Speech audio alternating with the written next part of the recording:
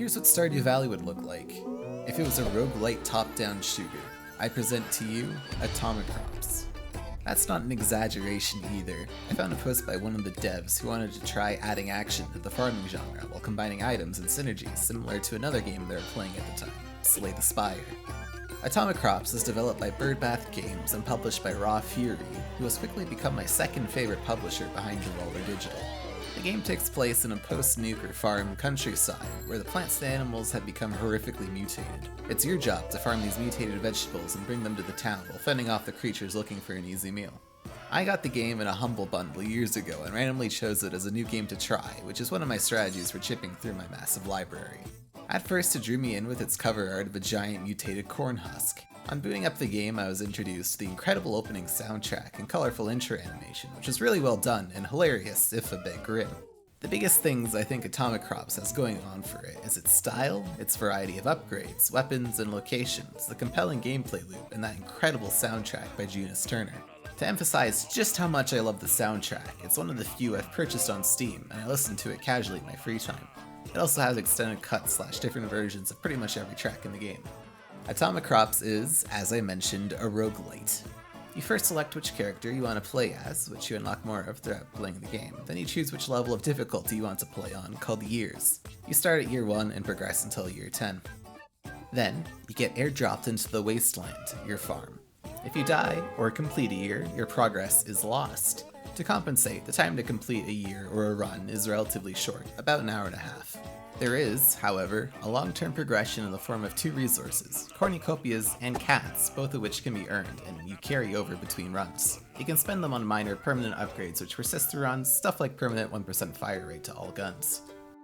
The gameplay loop goes like this. You start at your farm, do as much as you can in the daytime, defend your base in the nighttime, then fly back into town.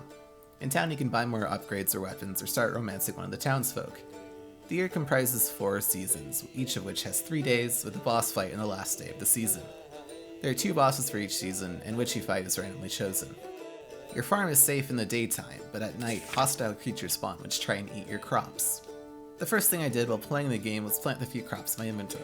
Like I said, it works like Stardew Valley. First you till the soil, then you plant the crop, then you walk by the well to grab some water, and then going near the crops automatically starts watering it. Afterwards, you see there's still plenty of time left in the day, so after hacking at some weeds and not finding anything, you might wander to the outskirts of your plot, and this is where the game truly kicks off. Around the camp to the north, east, south, and west, there are 4 areas, each of which are filled with man camps guarding various resources like animals, which can help you farm, or power-ups with unique effects, or seeds, which you need to plant for money, or stat boosts. Killing an enemy, the most common of which are thief rabbits called bundits, permanently removes it from the run, as in, they won't ever respawn at that camp again, even going into new days or seasons. However, if you die or try a new year, a new map is randomly generated and populated with new camps.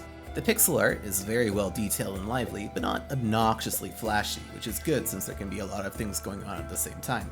Atomicrops also runs on lower end hardware, which reminds me of the time my GTX 1060 broke and I had to replace it with the GT 710 for a semester. If you know what a GT 710 is or how much it can run, that's pretty impressive. One of the things I love about roguelites is getting lucky with really strong upgrade combinations, and Atomicrops features plenty of farm-themed upgrades and guns, which separates it from other shooter roguelites. Besides the actual farming, there are tractors, which are deployable abilities, pigeons, which hold scrolls that cast buffs for your farm, things like automatically watering your crops, and upgrades the nerdy worm rewards you with for growing the different types of crops. Every gun feels unique, and each feature different modifications which are randomly added when you purchase the weapon, making the same weapon feel different across different days and across different runs. 2 of the most interesting guns and an interesting character are locked behind the Reap What You Crow DLC, but it is worth the purchase if you enjoy the base game. There even features a light marriage system in Atomicrops, so if you spend enough roses, a resource found during runs, you can buy upgrades from a rotating cast of potential partners, working up to marrying one who will join you on your farm for the rest of the run. As I mentioned, there are 4 different areas attached to the main farm: desert, plains, jungle, and tundra, with the jungle and tundra needing to be unlocked by paying cashews, which is the currency you earn for farming crops by resets on a new run. Each area has its own respective seed category. The more you farm of one type of seed, the more you upgrade it.